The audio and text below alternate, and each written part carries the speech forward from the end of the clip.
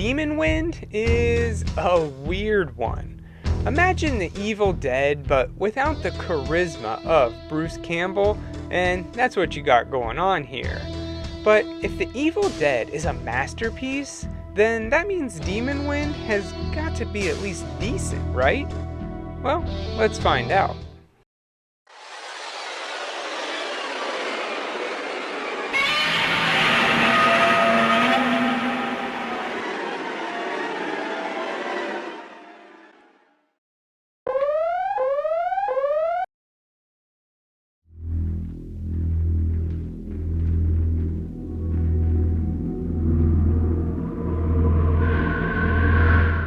It opens up in 1931 with some lady freaking out about the wind. We hear a voice say, "The spells can't keep us out." And then what I'm guessing is the lady's husband is behind her. She thinks everything is good, but it's not. He transforms into something, and the lady grabs a snow globe, saying that if she drops it, they'll both die. He goes after her, and she drops it. And she's right, they both die. Now, present day, we meet Corey and his girlfriend Elaine. That was Corey's grandparents we saw in the beginning, and he's determined to figure out what happened to them. As they drive along, some weird, creepy girl points a stick at them. Okay. They pull over at a gas station in the middle of nowhere, because of course there's a gas station here. But I mean, this is worse than in most movies. Here, the road is barely a dirt path. You're telling me that there's enough people around here to support a business like this? No way! They have to be like 50 miles to the nearest house. Anyway, they pull over and ask this old dude about the farm, and he just tells them sternly, there's no place. Getting no help, they decide to go in and talk to the guy's niece, who again tells him she's never heard of it, but I'm not buying that. Just then, all of Corey's friends come in. There's Dell, Dude, you're getting it, Dell. Terry, Bonnie, and Jack. Corey invited all of them to come along as he discovers his ancestry, but really, we know they're just there to die. After a magic show put on by yet another group of friends who show up, the group is off to Corey's mysterious farm. When they get there, they can see that something went down here. The place is all burned up, and there's a skeleton hanging on a cross. You're telling me that in like 70 years that skeleton stayed perfectly intact, hanging up there like that? I doubt it. When Corey opens the front door, it looks like a normal house in there. But when he walks around and stands in the rubble, his friends can't see him. The first sign that something paranormal is going on here. Well, he goes in and takes a look around. And yeah, it's actually like it was before the fire. But there's a skeleton in there, which turns out to be his grandmother, Regina. The others walk in to see something written on the wall, but it's in Latin. They read it out loud and, well, big mistake. You never read a strange Latin phrase out loud. All hell breaks loose, literally, and the kids manage to escape outside, which I kind of thought they wouldn't have been able to. Like once you enter the house, you're stuck there. But that comes later. They get into their cars to leave, but the battery's dead on all of them. Not wanting to spend another second there, they decide to just hoof it back to town. And they manage to get pretty far, making it all the way back to where there's at least a road now. But then a fog rolls in and envelops them, teleporting them all back to the farm. You didn't think it would be that easy to escape, did you? 3 little girls materialize out of nowhere and turn Bonnie into a doll. Yikes, that sucks. Corey thinks that they'll be safer inside. For some reason, he can feel his grandmother's protection in there. So they all head in and start cleaning the place up. Corey snoops around a bit and finds his grandma's old diary. And in it, he learns that she was basically a witch. She cast all these spells to protect the house. But in the end, the evil was too strong. We also learn about 7 daggers that can kill the evil. 5 are lost, but she has the other 2, and I'm sure that'll come in handy. When Corey regroups with his friends, we get a little bit more of an exposition dump. Basically, his great-grandfather built this farm. He was part of a group of settlers that followed someone by the name of Ender. Ender preached about the false god, and that the true God was found here, at this land. So, he was a Satan worshiper. One day, 3 little girls went missing, and they found what was left of their bodies at Ender's altar. There was a fight, and in the end, Ender and his followers burned up. Everything was fine then until 1924, the day Corey's father was born. He was a set of triplets, but he was the only human out of the bunch.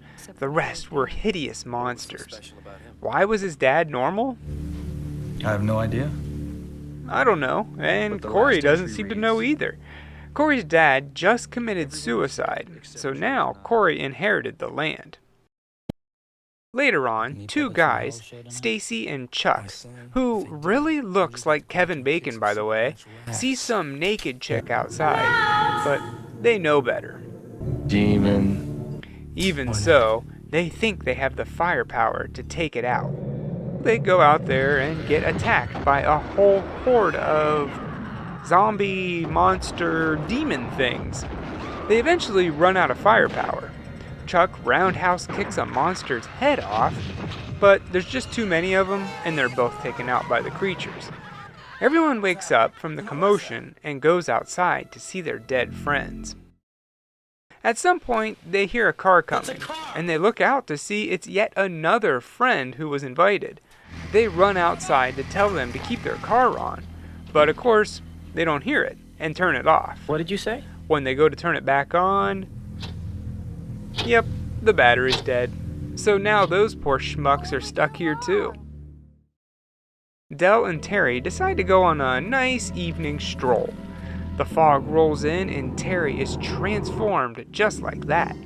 She stabs Del in the face with her nails, and that's the end of Terry and Del. The others have to come up with a plan. They think the main source of evil is coming from the barn, and it must be destroyed. They head on in, and it has the same trick as the house. From the outside, it looks destroyed, but from the inside, it's just like new. They wander around a bit and find this skeleton with a bull head.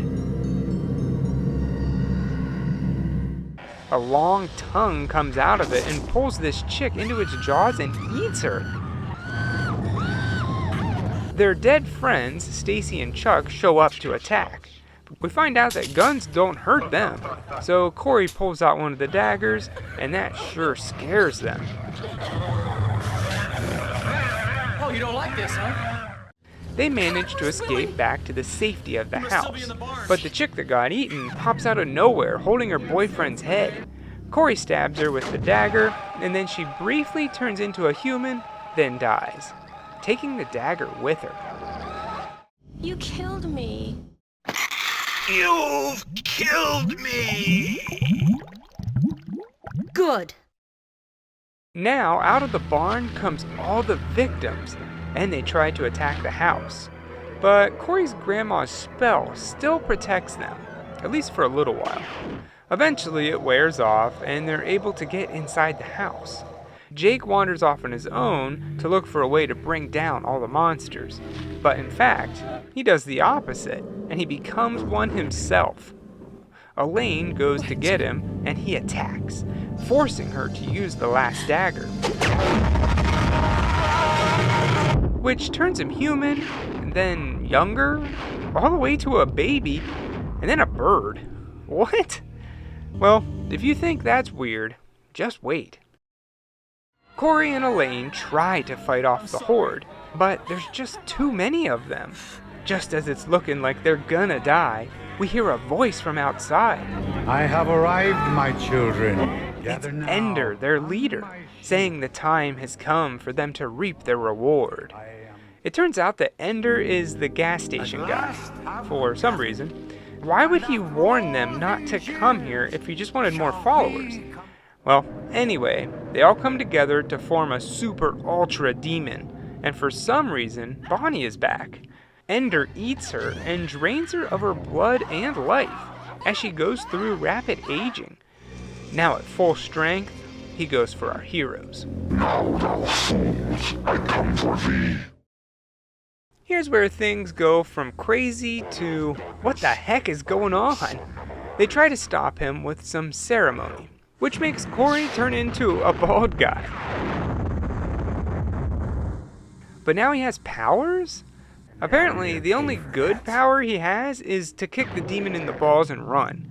They fight for a bit until the demon gets the upper hand and burns Corey's face.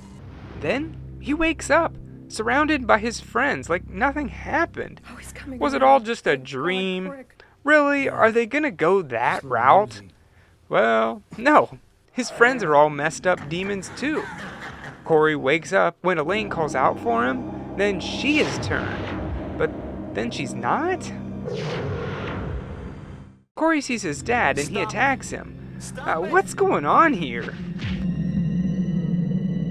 Finally, Corey realizes that he's not the one that's afraid. The demon is, because Corey is alive. Whatever kind of sense that makes. Elaine attacks the demon with a hot poker, and Corey flies across the room at him. Yeah, that's right, he flies across the room. Elaine reads the last spell from the book, and the fireplace erupts into flames, engulfing the demon as Corey protects Elaine, and the house blows up once again.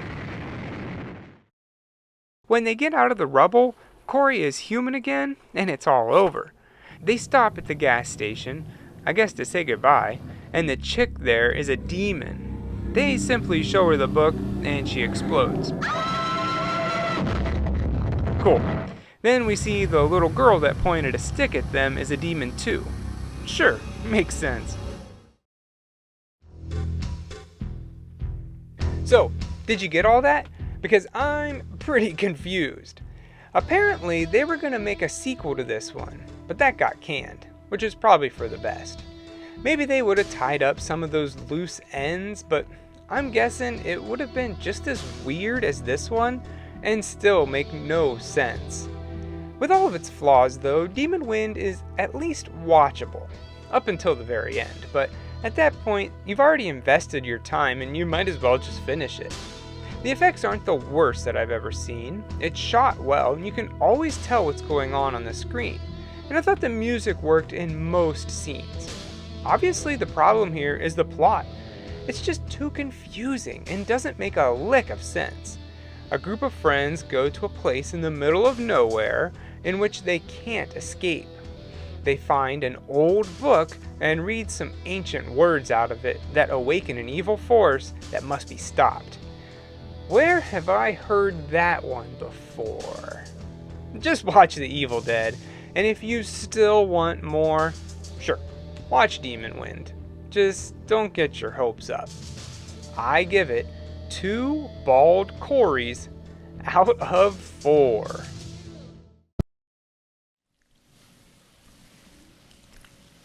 This thing's about this big. What's so funny? What is it? Nothing, Del. No, what is it? It's such a little thing, Del. It's not worth mentioning. Yeah, right.